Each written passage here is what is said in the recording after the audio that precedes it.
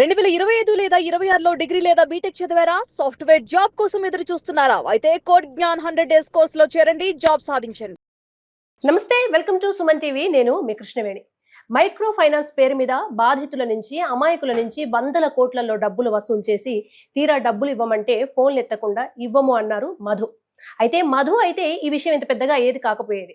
మంగ్లీ వాళ్ళ తమ్ముడు శివ ఇన్వాల్వ్మెంట్ ఉందని, మంగ్లీ ఉందంటేనే మేమంతా డబ్బులు పెట్టామని బాధితులు చెప్పడంతో ఈ అంశం తెర మీదకి వచ్చింది. ముఖ్యంగా బాధితుల పక్షాన పోరాడుతున్న సుబ్బు గారు ఇప్పుడు ఎక్కడ చూసినా ఆయన పేరే వినిపిస్తోంది.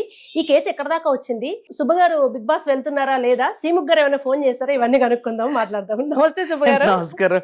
శ్రీముఖ్ ఫోన్ చేశారా మీకు? అయ్యో లేదండి బాబు. బిగ్ బాస్ కి వెళ్తున్నారా? పిలిస్తే ఖచ్చితంగా వెళ్తానండి. ఏంటి అసలు కేసు ఏమో ఇది, రివర్స్ మీరేమో బాధితుల తరపు ఉన్నారు, మంగ్లీ గారేమో మీ మీదే చాలా విమర్శలు చేస్తూ వస్తున్నారు. ఎందుకు మంగ్లీ వర్సెస్ సుబ్బు ఎందుకై కూర్చుంది? అసలు ఇది చాలా అంటే చాలా డైవర్షన్ అయింది. వాస్తవానికి బాధితులు వర్సెస్ నిందితులు అవ్వాల్సింది. కానీ ఎప్పుడైతే మంగ్లీ గారు ఆర్బిట్రేషన్ కి ఒక డైరెక్టర్ గారితో, ఒక అడ్వకేట్ సార్తో పిలిపించారో నేను రాను, అప్పటికే చాలా మంది పెద్ద పెద్ద వాళ్ళతో ఫోన్ చేయించారు. ఆవిడ కూడా కంటిన్యూగా కాల్స్ చేశారు. నేను లిఫ్ట్ చేయకపోయేసరికి ఒక అడ్వకేట్ సార్ ద్వారా, మీకు తెలుసు ఆయన వేణు, ఒక పెద్ద డైరెక్టర్ గారు కూడా ఉన్నారు, ఆయన కూడా అందరికీ తెలుసు. సో వీళ్ళందరూ కూడా పిలిపించడంతో నేను వెళ్ళడం జరిగింది. వెళ్ళినప్పుడు ఆవిడ అగ్రెసివ్గా మాట్లాడడం, భౌతిక దాడి చేయడానికి ప్రయత్నించేటప్పటికి నేను పంజగుట్ట పోలీస్ స్టేషన్లో కేసు పెట్టి, ఎప్పుడైతే ఎఫ్ఐఆర్ అయిందో అది ఒక్కసారిగా బ్లాస్ట్ అయింది అన్నట్టు. అంతా మీడియాకి అంతా రావడం, అందరూ ఒక్కసారిగా ఏం జరిగింది అనడం. ఆ తర్వాత ఆవిడ తప్పించుకునే ప్రయత్నంలో ఒక ఫాల్స్ కంప్లైంట్ ఇవ్వడం, తర్వాత దాని నుంచి మాట్లాడేటప్పుడు ఆవిడ దగ్గర తప్పులు దొరలడం, తర్వాత అసలు ఆవిడ ఈ రమావత్ మధు అనేవాడు ఎవడో నాకు తెలియదు అండి, వాడితోనే నాకు కాల్ చేయించింది. అసలు వాడికి మాకు సంబంధం లేదండి, కానీ వాడితోనే ట్రావెల్ అయింది, వాడితోనే ఉండింది. వాళ్ళ తమ్ముడిని వాడితోనే పెట్టి బిజినెస్ దగ్గర ఉండి చూసుకోమని చెప్పి పంపించినట్టు బాధితులు చెప్పారు. తర్వాత వీళ్ళందరి దగ్గర ట్రాన్సాక్షన్స్, ఫొటోస్, బాధితులతో మంగ్లీ తమ్ముడు తిరగడం, వాళ్ళతో కలిసి మాట్లాడడం, భోంచేయటం, వాళ్ళతో డబ్బులు పెట్టుబడి పెట్టండి, వెనకాల మా అక్క ఉన్నారు, తర్వాత మా చెల్లిని కూడా ఆయనకి ఇచ్చి చేయబోతున్నాం అని ఇవన్నీ చెప్పడం. అసలు ఆ మాట అనకండి, నా రక్తం మరుగుతోంది, మా చెల్లిని అలా ఇస్తున్నాం అనకండి అని అంటున్నారు కదా ఫోన్ కాల్స్ లో మంగ్లీ గారు. అదంతా తప్పండి. అలా అంటే బాధితులందరూ అబద్ధం చెప్తారా? సరే, ఓకే. కర్నూలు సైడ్ వాళ్ళు, మహబూబ్ నగర్ సైడ్ వాళ్ళు అబద్ధం చెప్తారు. మరి వద్దిపట్ల పలుగుతాండా సైడ్ ఉన్నటువంటి 7-8 తాండాల వాళ్ళు దాదాపుగా 500 కోట్ల వరకు ఇచ్చారని చెప్పి వాళ్ళు అంటున్నారు. వాళ్ళందరితో కూడా ఇదే చెప్పారు. వాళ్ళ ఊరికి కూడా మంగ్లీ గారు వెళ్ళారు, కన్స్ట్రక్షన్ లో ఉన్న ఇల్లుని విజిట్ చేశారు, అక్కడ కలిశారు, దిగారు, వాళ్ళతో భోజనం చేశారు. కానీ మాతో అసలు ఆడెవడో నాకు తెలియదు, వాడి మాకు సంబంధం లేదన్నారు. తర్వాత పంజగుట్ట పోలీస్ స్టేషన్లో తప్పించుకోవటానికి ఏదో ఫాల్స్ కంప్లైంట్ పెట్టినప్పుడు ఆవిడేమన్నారు, అవునండి మా బంజారా కమ్యూనిటీ ఆయన మాతో వచ్చిండు, అవును అందుకని ఆదరించామని అన్నారు. తర్వాత చూస్తే నేను చాలా వీడియోస్ ఈ మీడియాకి లీక్ చేశా. మంగ్లీ గారు పాట పాడుతుండే తన పక్కన ఈ ఎవడైతే ప్రధాన నిందితుడు రమావత్ మధు వాడు ఉండడం, తర్వాత మంగ్లీ గారు బర్త్డే పార్టీలో రమావత్ మధు ఉండడం, ఒక డైమండ్ నెక్లెస్ కూడా కొనుక్కొని వెళ్ళడం, తర్వాత అవన్నీ తర్వాత బయటపడ్డాయి. సో తర్వాత ఇప్పుడు తన ఇల్లు కూడా లీజ్ కి ఇచ్చారు మధుకి అని. ఇదంతా అబద్ధం. ఎందుకంటే ఇక్కడ ఎందుకుండు అని రేపొద్దున జనాల నుంచి వచ్చే ప్రశ్నలకు సమాధానం చెప్పలేక, అవును మా ఇల్లుని మేము లీజ్కి ఇవ్వబోతున్నాం, ఆయన వచ్చి తీసుకుంటూ అంటాను. ఇల్లు లీజుకి ఇవ్వబోతున్నా అంటే ఇతనికే ఎలా లీజుకి దొరికింది? మీతో ట్రావెల్ చేసే వ్యక్తికి అంతకుముందు ఇంకెవరు దొరకలేదా? ఏంటంటే తప్పించుకోవడానికి అదొక అబద్ధం చెప్తున్నారు తప్ప. మళ్ళీ మంగ్లీ గారికి ఈ మొన్నటి నుంచి జరుగుతున్నటువంటి కొత్త వాదన ఏంటంటే, ఒక వదంతు కాదు, పోలీస్ డిపార్ట్మెంట్ నుంచి ఒక విషయం ఏంటంటే, మంగ్లీ గారి అకౌంట్ నుంచి 25 లక్షల రూపాయలు చెక్, అంటే క్యాష్ వాళ్ళిద్దరి మధ్య ట్రాన్సాక్షన్ ప్రధాన నిందితుడు రమావత్ మధు దగ్గర జరిగిందని చెప్పారు. ఏమో అది ఎంతవరకు నిజమో తెలియదు, అది అఫీషియల్ గా వచ్చినప్పుడు దాన్ని ఖచ్చితంగా మనం ధృవపరుస్తాం. అయితే ఇవన్నీ జరుగుతున్న క్రమంలో ఆవిడ తప్పించుకోవటానికి, డిఫెన్స్ చేసుకోవడానికి ఈ ప్రయత్నం చేశారు తప్ప, ఆ రోజే బాధితులకు న్యాయం చేయండి నాకు అన్నారు. మీకు ఎంత కావాలో చెప్పండి, నాకెందుకండి, బాధితులకి ఇవ్వండి. ఆ రోజు బాధితులను కూడా నేను తీసుకొని వెళ్ళా. బాధితులకి ఇవ్వండి, అయ్యో వాళ్ళు రోడ్డు మీదకి వచ్చేసారండి, 80-90 మంది ఉన్నారు, దాంట్లో 5 లక్షలు కట్టిన వాళ్ళు ఉన్నారు, 10 లక్షలు కట్టిన వాళ్ళు ఉన్నారు. అరే కూలికి వెళ్ళి ఒక ఆశా వర్కర్ 90 లక్షలు ఇచ్చిందంట, మొత్తం అమ్మేసి ఇవన్నీ చేసి కూలికి. అరే చెప్పులు కూడా ఇవ్వండి వాళ్ళకి, వచ్చి సార్ న్యాయం చేయండి అని చెప్పి ఏడుస్తుంటే ఇంకెలా ఉంటుంది? అంటే మంగ్లీ గారు వర్షన్ చూద్దామండి కాసేపు. మంగ్లీ గారు ఫస్ట్ ఏమో మధు ఎవరో తెలియదు అన్నారు. తర్వాత మీరు అన్నట్టుగా ఒకసారి ఏదో ఈవెంట్కి వెళ్తే నేను చాలా మంది ఇళ్ళలోకి వెళ్తాను, అలా పిలిచి సేమ్ కమ్యూనిటీ అంటే వెళ్ళానన్నారు. తర్వాత ఏమో లేదు మా ఇల్లు లీజుకి ఇచ్చాము, ఆ తర్వాత అమ్ముదామంటే ట్రాన్సాక్షన్ అయింది, 25 లక్షలు ఇస్తే ఉంచామన్నారు.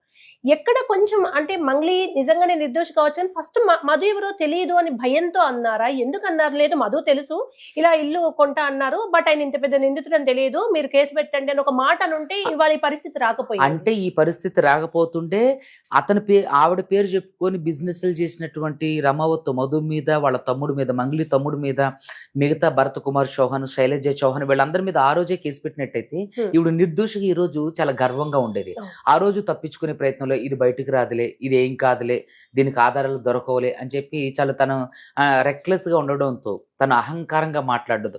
మీరు కూడా నిన్న చూసుకున్నట్లయితే ఈ కేసు తీసుకొచ్చినటువంటి తిరుమల కూడా బూతులు తిట్టడం జరిగింది. సంపత్ నాయక్ కూడా తెర మీదకి వచ్చి పాటలు ఇవ్వద్దనడం లైవ్ కాల్లోనే. కానీ నాకు తెలిసినంత వరకు ఇది పాలిటిక్స్ డైవర్షన్ కి వెళ్తుంది అనేది నా ఉద్దేశం. పర్సనల్ గా అర్జున వాళ్ళందరూ కూడా తీసుకున్నారు. నయం చెప్తున్నా అందరికీ కూడా దయచేసి అందరూ గమనించండి ప్రజలారా, ఇది కేవలం బాధితులకు తరపున న్యాయం జరగాలి తప్ప ఇది పాలిటిక్స్ డైవర్షన్ కి వెళ్ళడానికి వీల్లేదు. ఆ సంపత్ నాయక్ గారు గాని, ఆవిడ ఇంకెవరో ఒక రాథోడ్ అనే ఒక ఆవిడ ఉన్నారు, వాళ్ళు గాని దీనికి నాకు ఎటువంటి సంబంధం లేదు.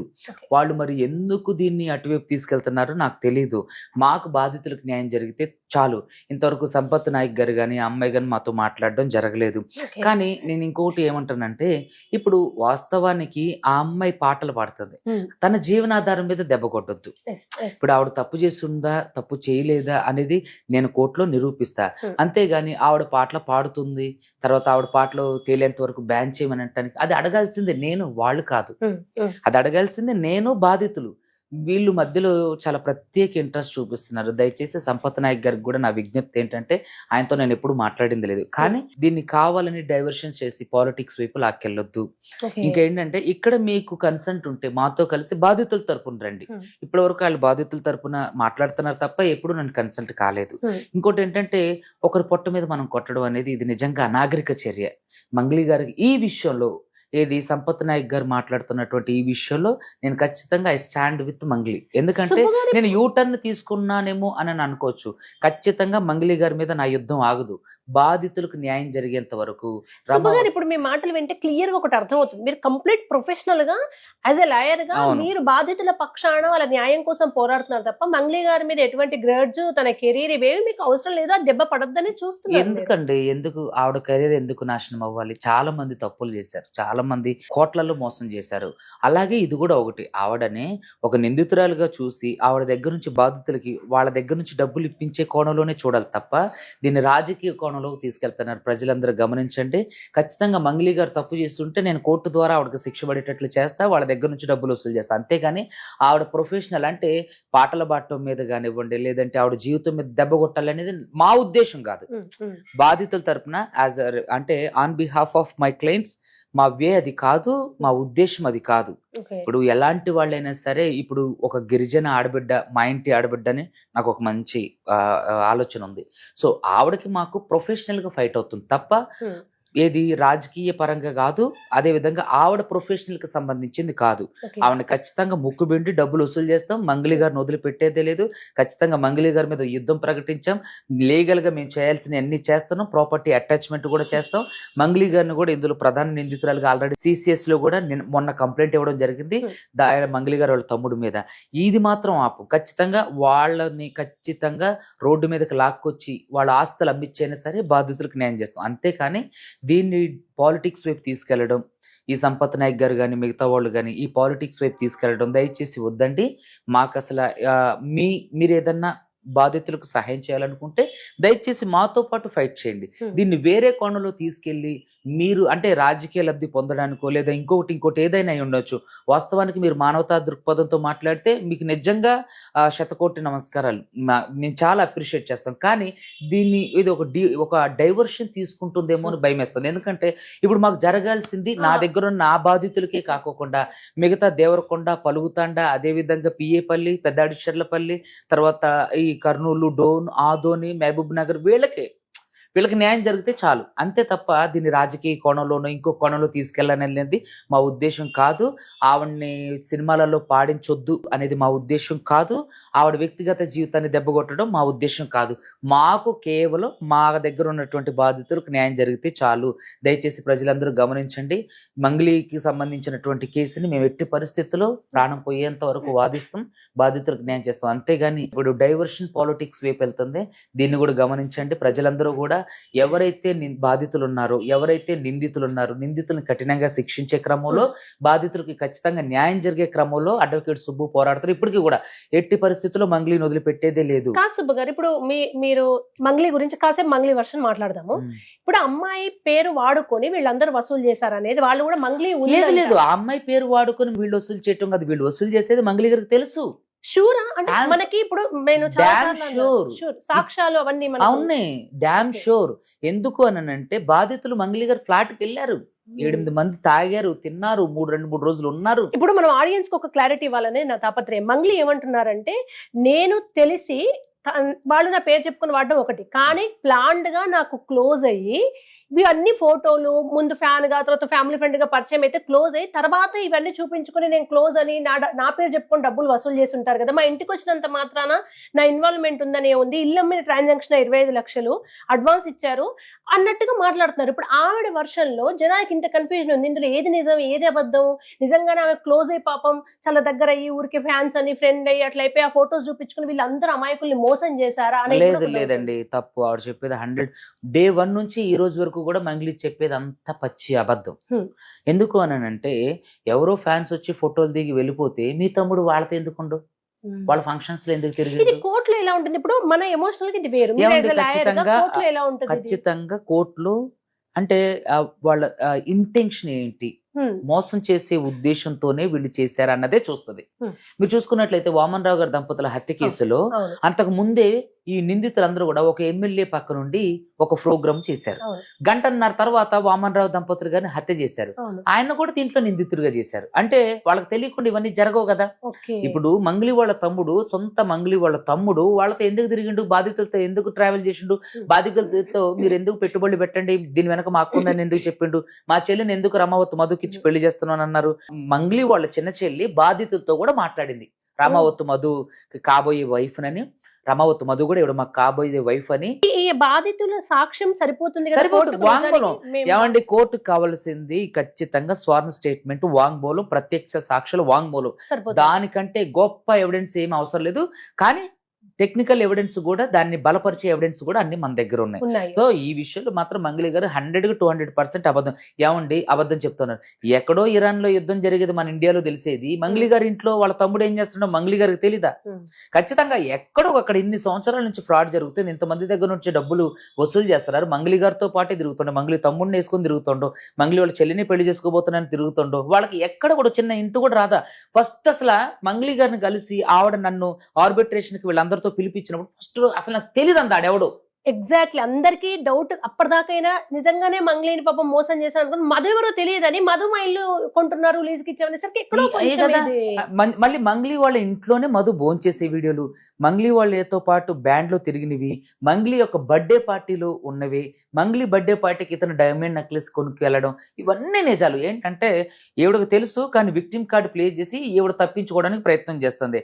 అసలు డే 1 నుంచి కూడా అడ్వకేట్ సుబ్బు మీద కేసు ఫైల్ చేసింది కానీ రమావత్ మధు మీద గానీ, వాళ్ళ తమ్ముడు శివ మీద గానీ, పాల్దియ భరత్ కుమార్ చౌహాన్ మీద గానీ, పాల్దియ శైలజ చౌహాన్ మీద ఎందుకు కేసు పెట్టలా? ఒక ప్రెస్ మీట్ లో అన్నారు, చూడండి ఫలానా తేదీ రోజు సుబ్బు గారి కన్నా ముందు నేను మధు మీదే పెట్టాను అంటూ చెప్తున్నారు. ఎక్కడ చూపించమనలేదే, ఎక్కడ ప్రెస్ కి ఇవ్వలేదే.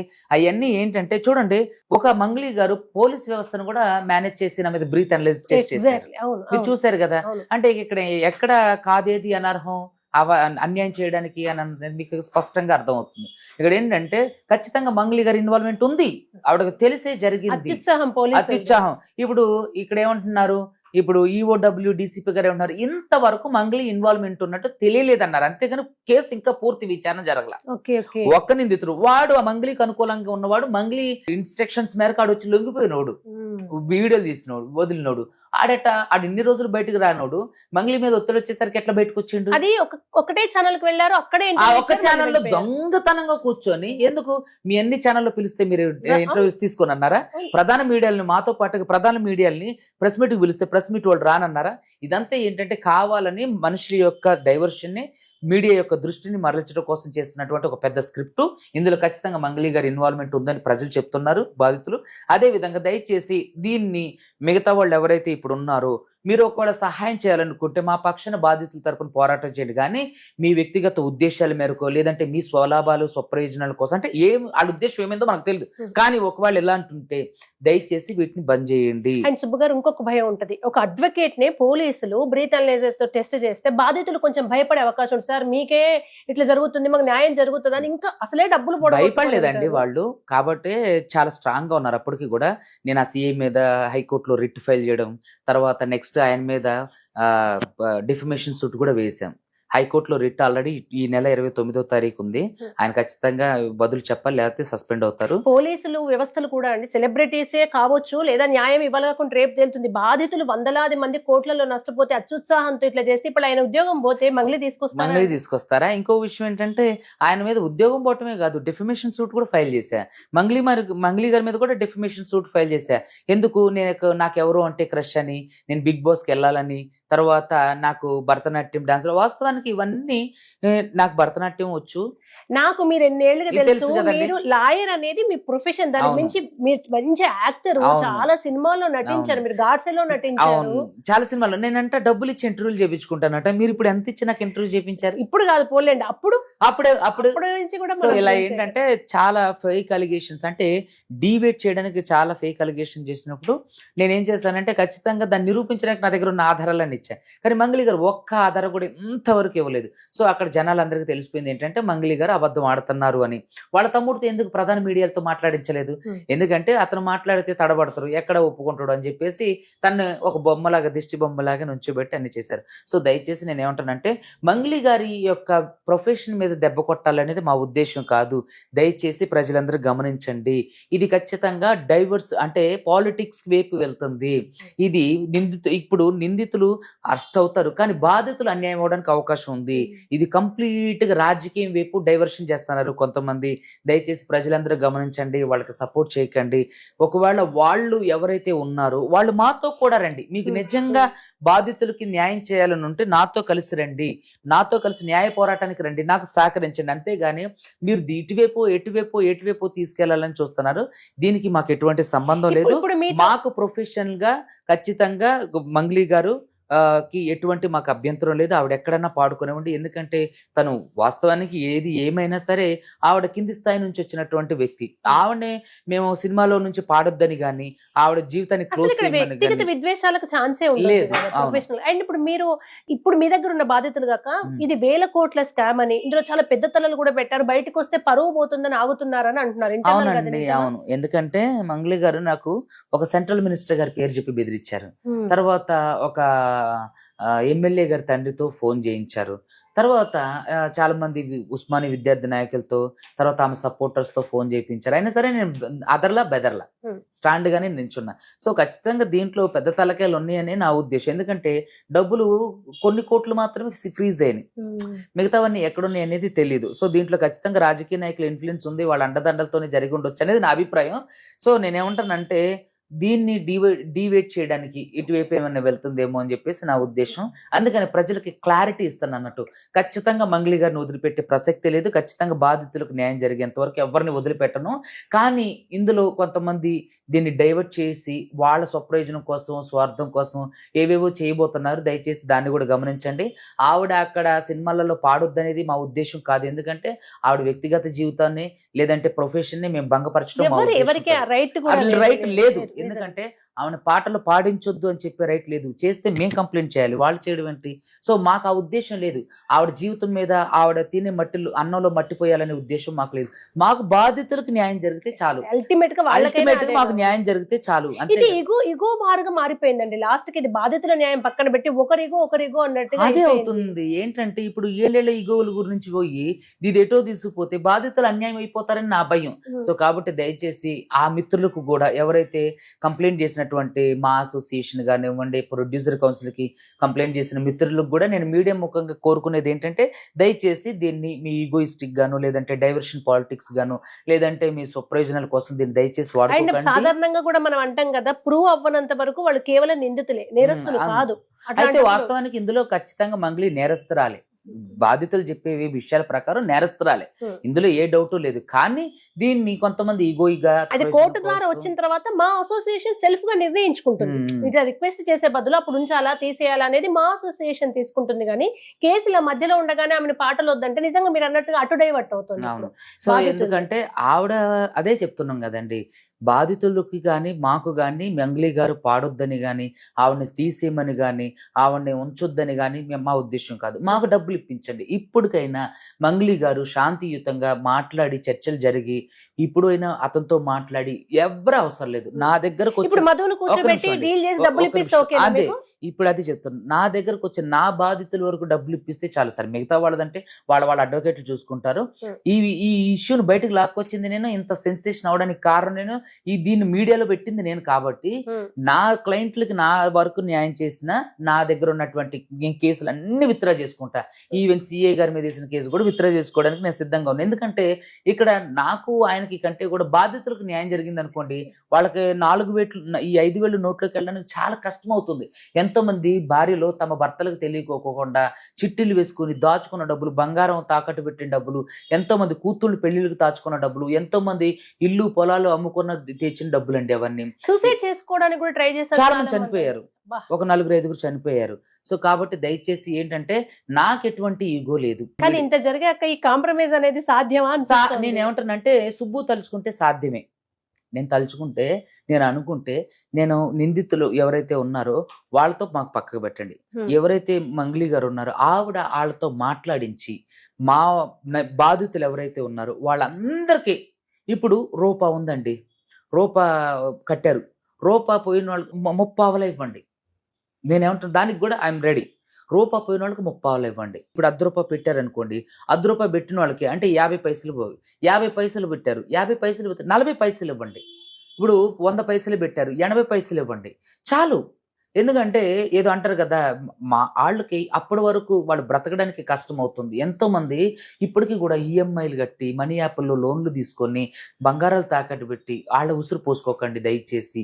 ఇప్పటికైనా సరే మీరు వాళ్ళందరూ కలిసి కూర్చోబెట్టి, డబ్బులు అవుట్ ఆఫ్ కోర్ట్ సెటిల్మెంట్ అయినా పర్వాలేదు, మీరు ఎవరిని తీసుకొచ్చుకున్నా పర్వాలేదు, నేను బాధితులు దీన్ని కట్టించి ఎవరైనా పెద్దలు ముందుకొచ్చారా?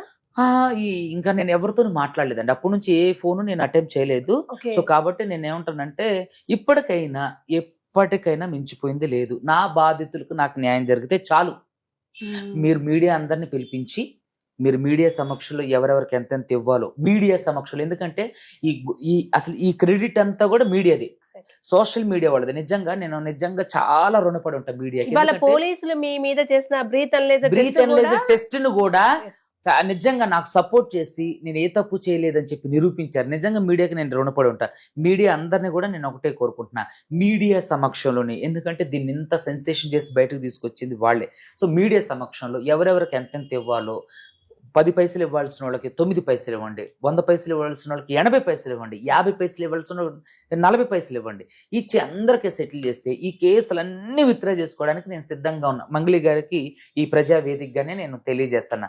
ఈగోయిస్ట్కి పోయి ఇంకా మీ పరువు తీసుకొని, ఇంకా లోపల తవ్వే కొద్దీ, నిజాలు బయటకు వచ్చే కొద్దీ మీ వ్యక్తిగత గౌరవానికి భంగం కలగడం, మీకు భంగం కలగడం అనేది నా ఉద్దేశం కాదు. నా క్లయింట్లకి న్యాయం జరగడం నా ఉద్దేశం. యాజ్ ఎ అడ్వకేట్గా నాకు ఆఫర్ చేసిన డబ్బులు ఏవో నా క్లయింట్లకి మొత్తం సెటిల్ చేసేస్తే నాకు ఎటువంటి అభ్యంతరం లేదు. ఓకే, నేను సూపర్. ఇప్పటికైనా సరే నేను నా కేసులన్నీ వాపస్ తీసుకోవడానికి సిద్ధంగా ఉన్నా.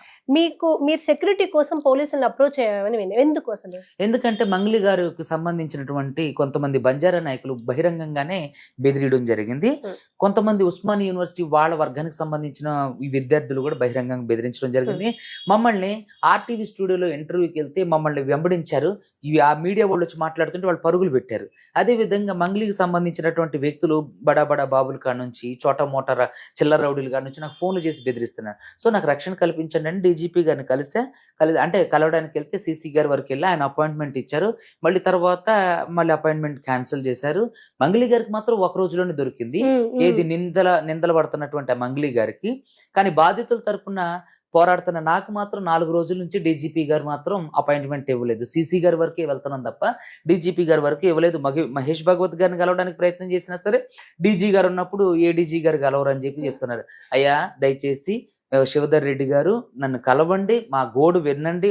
బాధితుల తరపున మీరు కూడా మాకు న్యాయం చేసిన వాళ్ళు అవుతారు. ఖచ్చితంగా నేను ఈ మీడియా వేదికగా నేను ఎవరైతే ఉన్నారో మన శివధర్ రెడ్డి గారు డీజీపీ గారిని ఆయన కూడా నేను ఏమంటానంటే నేను నమస్కారం చేసి మరి చెప్తున్నా, అయ్యా అపాయింట్మెంట్ ఇవ్వండి, ఇచ్చి బాధితుల యొక్క గోడు కూడా వినండి. వాళ్ళందరూ కూడా ఏ పాపం ఎరగని వాళ్ళు, పల్లెటూరు వాళ్ళు ఎంతో నష్టపోయారు, చనిపోయే పరిస్థితికి వచ్చేస్తున్నారు. దయచేసి ఒక అపాయింట్మెంట్ ఇప్పించి వాళ్ళ గోడు విని మీరు నాకు ఒక సెక్యూరిటీ కల్పిస్తే నేను ఎంతవరకైనా పోరాటానికి సిద్ధంగా ఉందని ఈ మీడియా వేదికగా చెప్తున్నా. ఫైనల్ గా ఒక విషయం చెప్పండి. ఇప్పుడు మీరు చాలా పెద్ద తలకాయలతో పెట్టుకున్నారు. అవును, ఎందుకంటే పోలీసులే రివర్స్ మీకు టెస్టులు చేసే స్థాయి వచ్చిందంటే ఈ థ్రెట్ ఇప్పటికీ సమసిపోయినట్టు అనిపించినా చాలా మంది ఇగోలు దెబ్బతిన్నాయి. భవిష్యత్తులో కూడా ప్రమాదం పొంచే ఉంటుంది కదా. ఎందుకు వచ్చిన బాధరా నాయన అని ఎప్పుడైనా అనిపిస్తుందా మీకు? నాకు అస్సలు అనిపించదండి. ఎందుకంటే పోరాటం అనేది నేను మా నాన్నగారి దగ్గర నుంచే చూసి నేర్చుకున్నా. మా నాన్నగారు ఇప్పటికీ కూడా ఆయన పోరాట స్ఫూర్తి నాకు ఆదర్శం. మా నాన్నగారు ఎప్పటికీ కూడా ఊర్లలో ఉన్నటువంటి అన్యాయాన్ని ఎదిరిస్తారు. దానికి సంబంధించినటువంటి ఏ అంశాన్ని కూడా వదిలిపెట్టరు. సో మా నాన్నగారి దగ్గర నుంచి మా తాతగారు కూడా అలాగే ఉండేవాళ్ళు. సో ఎప్పటికీ కూడా నేను మా నాన్నగారిని నేర్చుకున్నటువంటి పోరాట పట్ల ఖచ్చితంగా ఎప్పటికీ వదిలిపెట్టిన, అది ప్రాణం పోయేంత వరకు కూడా. ఖమ్మం బ్లడ్ అండి మాది, ఖమ్మం బ్లడ్ ఊరికినే పోదు. I'm very happy for you Subbu గారు. మీరు మంచి పొజిషన్ కి వచ్చారు. ఇప్పుడు ప్రజలందరూ మిమ్మల్ని గౌరవిస్తారు. మీరు ఎవరికి తెలియక ముందు ఇదే, ఇప్పుడు అందరికి తెలిసేసరికి మీరు పేదల లాయర్, ముందు నుంచి మీరు పేదల పక్షపాతే. ఏ స్థాయికి వెళ్ళినా ఎంత పేరు వచ్చినా మీరు ఇట్లాగే పేదల పక్షపాతంగానే వ్యవహరించాలని కూడా తప్పకుండా అండి అలాగే చేస్తా. Thank you so much.